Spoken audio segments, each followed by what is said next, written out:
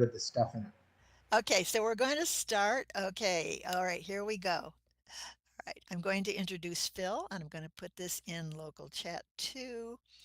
Phil Youngblood is a retired scientist, educator, and nature enthusiast whose work in Second Life has focused on global STEM education, particularly in the sciences. Phil is one of the founders of Science Circle, which is a multinational alliance of scientists, educators, students, and science enthusiasts collaborating to share knowledge and promote open source education around the world. He first got interested in Second Life in 2007 when the chief information officer at the university where he was teaching introduced him to the platform. So, welcome, Phil. Okay, well, thank you very much for that. I did comment in text there, can you ever retire as an educator? I'm not sure. It's so, at least I haven't figured out how to do it. Oh, thank you. Okay, so let's go back a slide here. And my question is to the audience. Well, I hope you never retire as a learner, okay? But my question there is, why are there, if you go to the Ageless Mind Project homepage, why are there images on it? And to me, this is kind of a no-brainer. So anybody got a good anybody got a good answer to that one?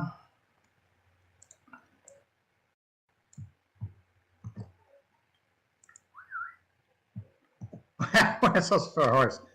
Okay. Wrong tab probably there, right? Okay, well, while you're putting, oh, yeah, okay, easy to remember copyright issues. Okay, well, that's an interesting point. I could actually tell you how to find ones there. The other thing is there's a clause, copyright clause having to do with fair use, blah blah. Okay, but one of the things that I wanted to point out here is, for me, it's a no-brainer that there's pictures of nature. As a description of what is an ageless brain reminds us that the ageless brain is ageless. So essentially, it's a process that starts from the time you're too young to remember. The ageless mind is curious. Copyrights are ageless too. Well, kind of. Okay. There's a lot of but if you go to movies, I can't answer all of the comments, but if you go to movies, that's why they play classical music a lot, because it doesn't have a copyright too early. But an ageless mind is curious about the world and wants to explore it, which results in a lifelong learning experience. And the lifelong learning experience can make life fresh and exciting every day. So I would recommend a little bit of learning. It also, by the way, physically will help you to make new connections in your brain. So I'd like to share one way that you can do this, regardless of your physical age or circumstances. So what I'm going to do is today I'd like to divide this hour into 3 parts. Essentially, the first one is I'll share a bit of nature in my life, and then I will share what research has discovered about nature in your life. And then finally, I'd like to hear from you about nature experiences that you've had. Okay, so let's take a look a little bit. I'll just share a little bit about my own experience. Okay, so how many people are of the generation that this is how your day was defined? Anybody? Yeah, raise his hand. Absolutely. Me. Okay, but that's it. I grew up on my grandparents, sort of. I grew up in nature, lucky dog. Okay, and it used to be safe to say that. Yeah, I know. So anyway, I grew up on my grandparents' property in Santa Barbara, California, and that was long before it was like multi-million dollars per acre. They had several acres. They basically said, go out, go play, come home for dinner. Besides good genes and luck, I credit, and go play, okay? That's a key operative right there. Yeah, don't bother us. But it also, besides good genes and luck, I credit getting down in the dirt most of my life and being close to nature with a strong immune system. I'm in my 70s, never had major illness, take no medication routinely and stuff. And then also, as far as nature goes, I always loved school, especially science. I didn't understand people. Science was a lot easier to understand for me. So that was where I spent a lot of my time. I didn't have any money, so I didn't have a car. Rode my bicycle everywhere. Active in Boy Scouts, so I got a lot of confidence going out in nature. No money. Nature was a good free alternative.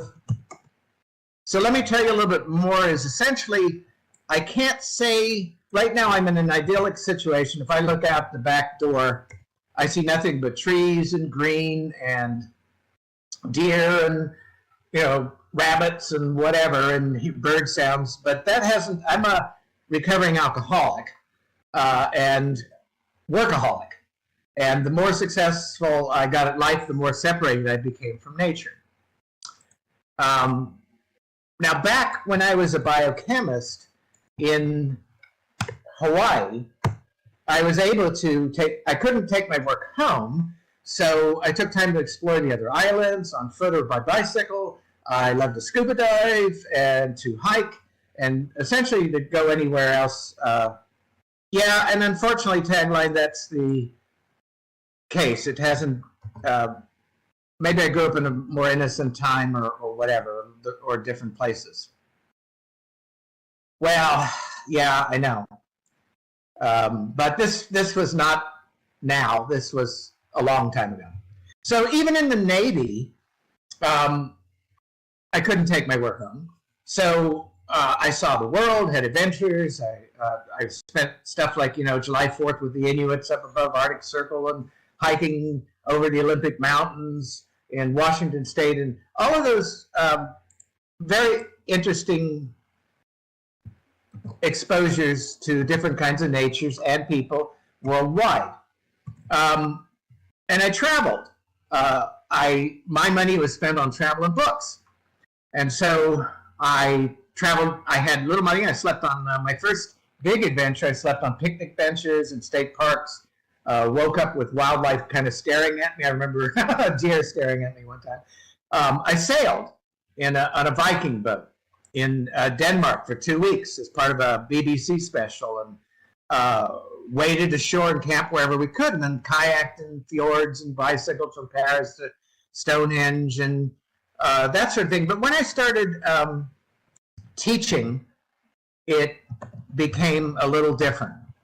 I had an office. I had to do research. I had classes. I had meetings. I had the opening the window interfered with, bright light on my screen. I mean, what can I say? And so, and also students had email, and they had, and then later phones and stuff. And they go, Monday morning, it's like, I gave you a message at 10 p.m. How come, you haven't sent me an answer with it and stuff like that? So nature started to recede in the past, but I think it was when both my mom and my wife's mom died about 10 years ago that we realized that there's more to life than work. And so we started traveling again, enjoying life more, and getting back to nature. And even when I was at the university, sometimes I would just disappear from my office and I would go look at the campus. And so that's a little bit of my story. I want to just give a shout out for video games. Is you don't have to be able to climb Mount Everest to be able to enjoy nature. And now that both of us are retired, like I said, we kind of live in an idyllic area, but that hasn't been my whole life. But one of the things, even if you're not able to go anywhere and you may be confined, is that I find that virtual worlds, whether it's Second Life or console games or whatever, give me somewhat the same feeling. In other words, if I'm playing Horizon Forbidden West, or I'm the little cat in Stray, that it stimulates my senses. I can feel my heart go up. I can feel my emotional response to the events. I'm studying or going back and kind of studying 3 different languages in Duolingo, and one of them was very interesting. One of the characters went to the hospital to visit his grandmother, and she asked how she's doing, and she says, "Oh, not too well." And he says, "Well, why?" Because there's no color. I miss my garden. And so he goes home, gets some potted plants, brings it back to the hospital, and she perks up. And this is actually backed up by science. So the next part of my presentation here is going to be about, well, what does science have to say about this? But the first thing I'd like you to think about is that while I'm sharing a couple more experiences, well, it does, and engaged is the operative word. In other words, feeling engaged, committed to, surrounded by, is all part of it.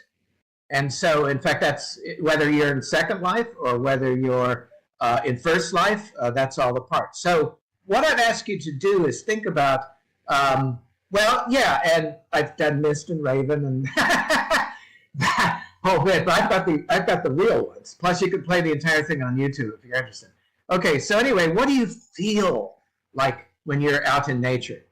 Okay, so I like mornings. I'm a morning person. I get up. It starts with our 16-year-old dog making kind of noises between about 4 and 5, and he's old, so I kind of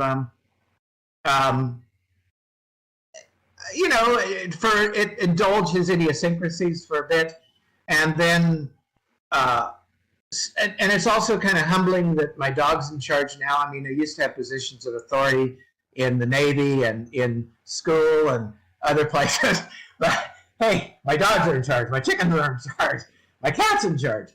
Okay, so that's fine. And sometimes I'd like to sleep more, but if I did, I'd miss the quiet of the morning. I'd miss the light slowly returning to the world. I sometimes go out and look at the sky and imagine what it'd be like to travel to the moon or to look up at the earth. Then I wonder how many other people over tens or even hundreds of years have looked up at the same thing as I have. And if I chose to sleep instead of being awake, I'd miss the deer. I'd miss the harmony of the birds calling. I'd miss the, and then the connectedness to it. The deer and the bird can't go to the refrigerator and just get anything they want. They have to understand their environment to learn how to live in it to survive. And then the chickens, they're waiting to be let out of the cage. And then they hope every day that one of their eggs will hatch, but never will. And they give us eggs as presents, kind of, which forces us to get to know the neighbors because we have too many eggs. And so I have to take them over to them. And then all of these things kind of put my life in perspective. And I know grew up privileged as a white male. But I also think of, I'm only one individual out of my species of millions of species all living on this fragile blue marble that we call Earth. So let's take a look at what science has to say. Oh, cicadas. We have cicadas. Anyone also have fireflies? Fireflies are wonderful. Okay, so what does science say? Let's go look at again, the pot near me, if you click on it, it has a full bibliography, annotated bibliography. That means you don't have to wade through all that stuff. Speaking of which, synchronous fireflies. Yes, I didn't know they had them in the United States. I know they have them in places like Thailand and stuff. But fireflies are wonderful. Tennessee? Good. Okay, glad to hear. Okay, so anyway, on the bibliography, for you guys that may have published things or read things or done research, you know how it works. I mean, you've got these the serious journals, which are hard to read unless you happen to be in the know, as far as terms and statistics and stuff. And then you have places that are looking for these, and then they kind of translate them into more common language. The reason I'm mentioning that is that if you look at the top where it says National Institute of Aging, National Institute of Health, okay, that's kind of a little upscale, reliable place that you'd go to not get the full, all the statistics stuff, but to get a gist of the what's going on. And so anyway, if you go through these, and then you get the news channels which basically spin it in their direction. Okay, so anyway, if you look at this particular one about how the aging brain affects thinking, you'll see that basically the bottom line is use it or lose it. That is atrophy, not using your mind, not learning a language, going to Second Life in conferences like this, reading, whatever, can make you older in your mind than you should be. Here's another article about what they call super agers, which mean that people in their 80s and 90s, which we have people here that basically have the cognitive ability of 50 years old. Some of it's genes. They found that there are certain parts of the brain that are thicker or more connected, but mostly it is new and enriching experiences that they have at work or school or social life. Okay, now, and in other words, rich life experiences that actually they have found that even ward off pathologies. In other words, they have looked at people's brains and found that even though they had plaque in their brains or other measures of Alzheimer's dementia, that they have reserves that can basically ward off this for some time. Thanks, sis. Okay, so here's another one that talks about superagers and a link to social engagement and also cognitive function. And the gist of these articles here are that it's not a matter of how many so-called friends, in other words, people that friend you, you have, but it's the quality, the real friends, the ones that you can call on, the ones that you can share things with, the ones that will go with you and do things and are interested in listening to you, will lend you money. Well, maybe. Okay, actually, I have lent, okay, maybe I shouldn't say this, but I've lent a lot, when I was in university, I lent a lot of money to students, other professors and stuff, but I never lent it, and nobody ever gave it back, but it helped them. In other words, I didn't consider it a lend, I considered it a need at the time. Okay, also they mean consistent contact, not just holidays, but it improves your memory, your perception, your perceptual, okay, speak, visuospatial skills, and then, oh, well, I'll give you some Linden dollars. How about that? Okay. They also find that supportive relationships will help in problem solving,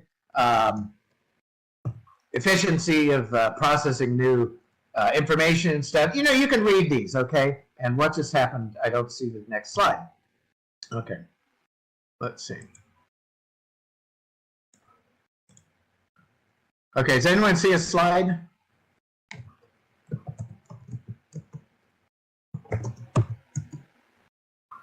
Okay, well, fortunately I've got my backup presentation over here on the left, so yeah, your brain on, now I made that up, but you know back in the 80s, egg and flowers, you know that back in the 80s that they had this brilliant ad that goes, this is your brain on drugs, and then they crack the thing, well, I just put the, you know, this is your brain on nature.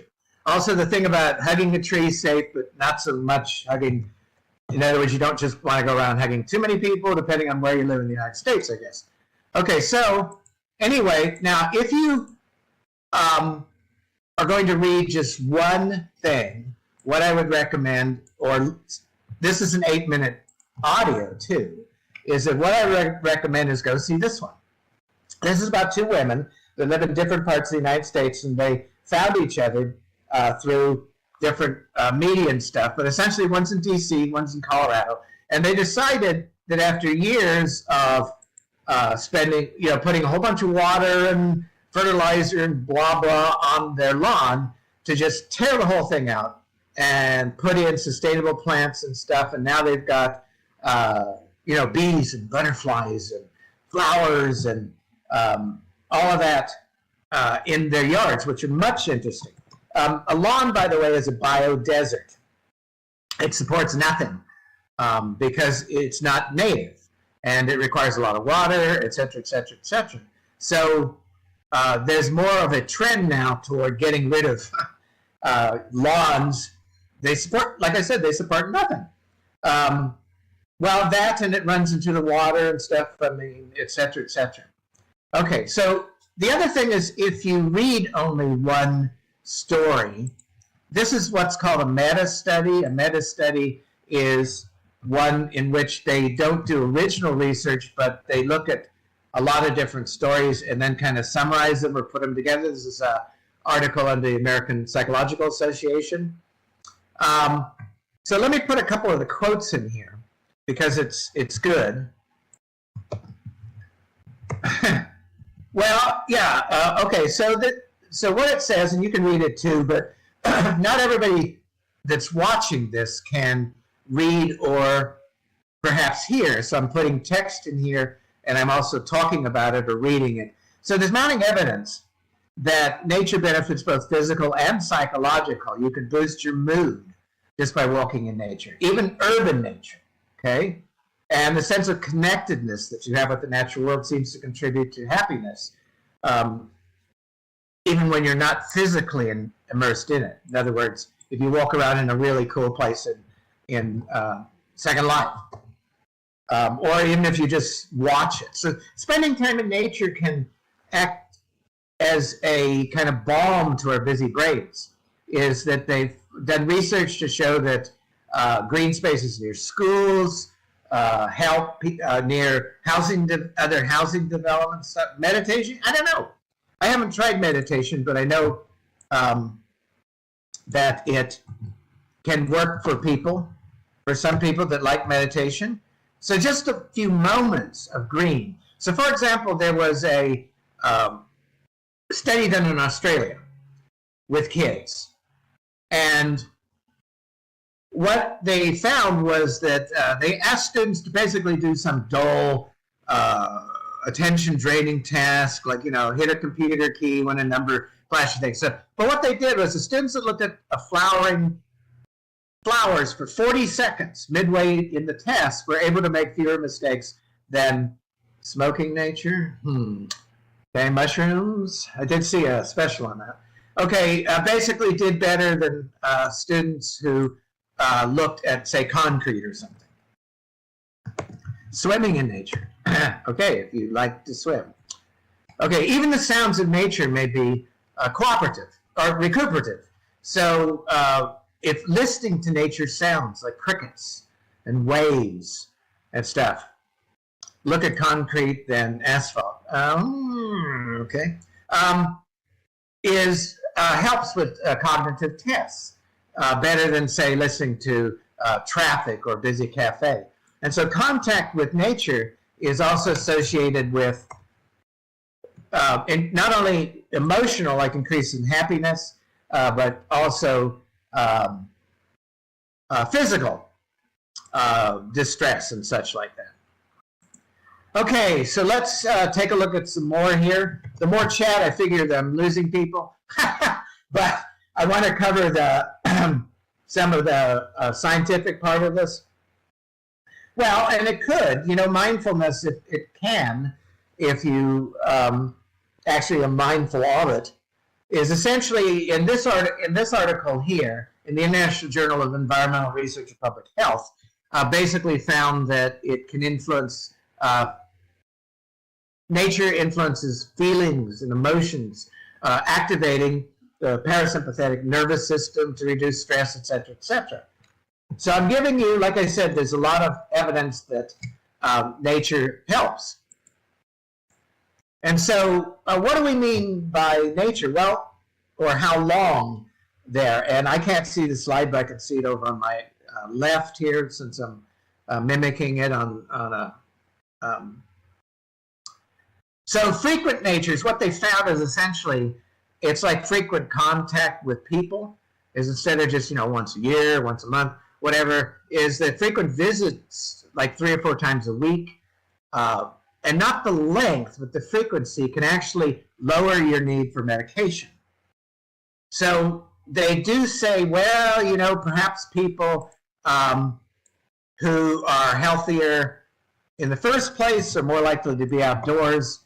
But in other words, articles make sure they're not saying this is an antidote to everything.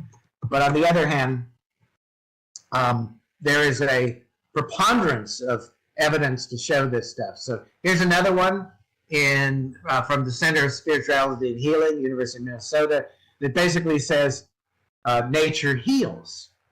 Nature can soothe, restore, connect us to a larger world, even lower aggression, and increase our ability to cope. Well, done what in Puebla, in Mexico? In other words, strolls were yep. Okay, there you go.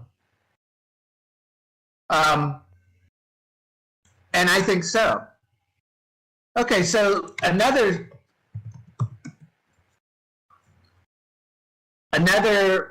study also found that what if you're confined to homes or schools? Is that if you add plants or decorate with photos or listen to nature sounds, that these can actually have real recuperative and physical and mental health effects. Basically what they call nature therapy or ecotherapy. They've also found that in this one here, where nature and mental health, they found that there's a consensus among the scientists of the impact of natural experience on cognitive functions, emotional well-being, etc.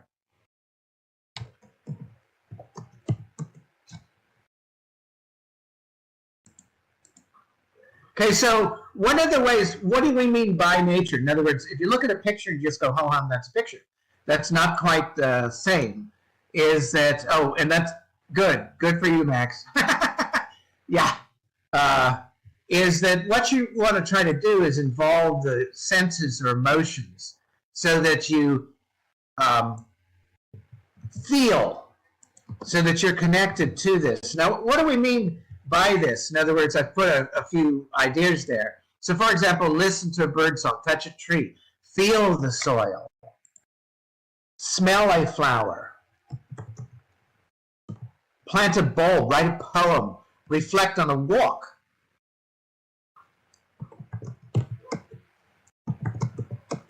Okay, which slide are you seeing? Because I can't see the slides. I'm using this other one. What does it say? I do too, Well, they all say what science says. But what's the title of this one?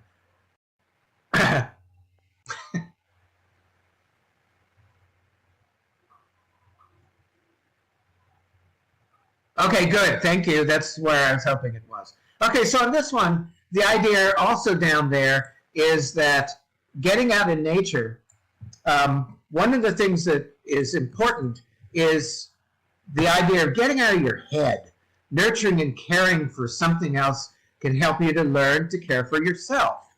Growing a flower or food or being around animals or exercising, as other people have found, can help tremendously.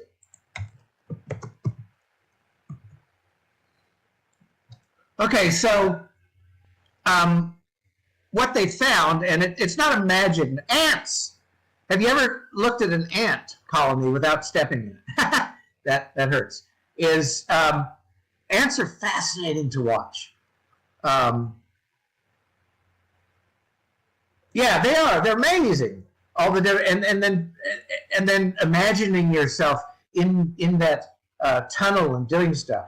Yeah, we got ants all over the place. Leaf cutters, how they communicate. It's rather fascinating. Or bees, if you have bees. Are you? Good for you, Max. I'd like to hear that one. Okay, so how long should you be? Well, some people say, frequent visits. What they found is that about 2 hours if possible. Yeah, I'd like to hear if you have a place where you're doing that presentation. Is it about 2 hours if possible a week, if possible, is healthy, and they found this across key groups, including older adults with health issues and stuff like that. There's a lower probability of cardiovascular disease, obesity, diabetes, asthma, mental distress. I mean, no, it won't cure acne. No, it won't cure a lot of stuff, but there's real evidence that it does help. Okay, what slide am I on? This is venom therapy, venom therapy. I don't know. Okay, let's see. Okay, what does this one say? What do the yellow letters say? Okay, good. Thank you. I'm kind of blindly doing the slides here, but so a stroll in the park, a help with a beach cleanup. One of the things we do here is river cleanups. I go out in my kayak and then pick out stuff in the rivers, and other people walk the banks, and so we do the whole thing every summer. We do that. But even exploring a city or foraging for stuff is great. Now, I'm not saying that there's always positive things. In other words, if you don't like the shrill sound of cicadas, or if the park is messy, those may be negative parts. Okay, now I see the slide. So here's another article that basically says that visual stimuli, there's benefits to visual stimuli, smells, sounds. They actually help us physically. Well, tagline, yeah. In other words, be careful that, or wear something that makes you look official, just not too official, I guess. I actually got to tell you the truth. My wife and I both are part of a group that helps with river quality testing. I was a biochemist, and so what we do is we go down and we test water, and we test the different stuff in the water, and so we do that every couple of weeks. But I've also got stuff that shows that I'm part of that group. In other words, on the bucket, on the other things, so that it's not just I'm trying to invade somebody's property. I'm actually a part of an official group. The other thing I mentioned, this thing about Duolingo, is a view of nature from a hospital bed has been found literally to reduce the pain and shorten recovery from surgery. Think about that.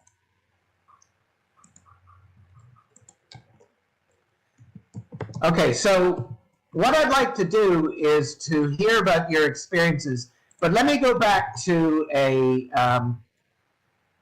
slide a little earlier, and I hope I'm here.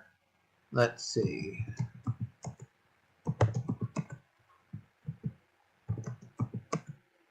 Okay, just a tiny bit about this slide here. There's one thing I forgot about it, and then I want to hear about your thoughts and experiences in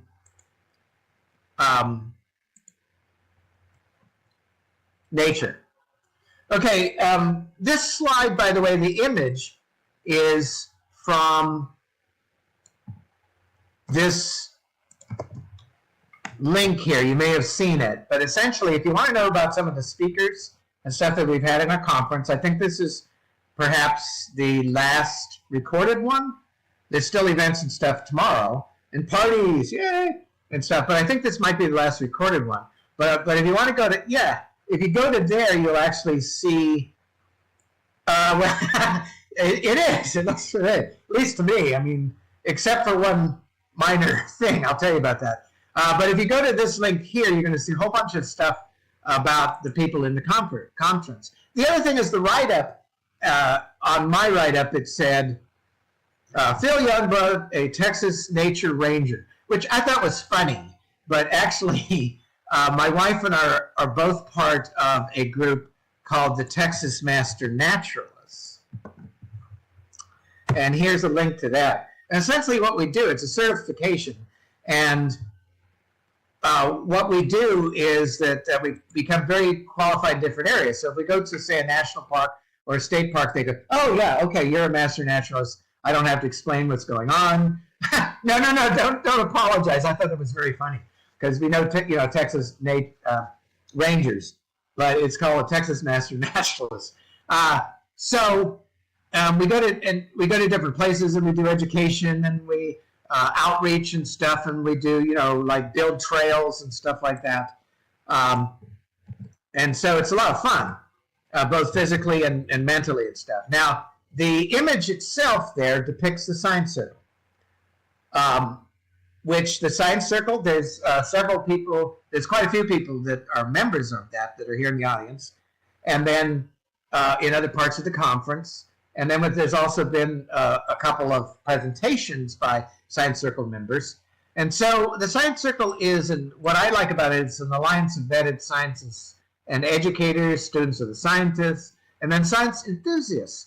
And the Science Circle started out 15 years ago, and we're actually doing something now that's a little bit interesting.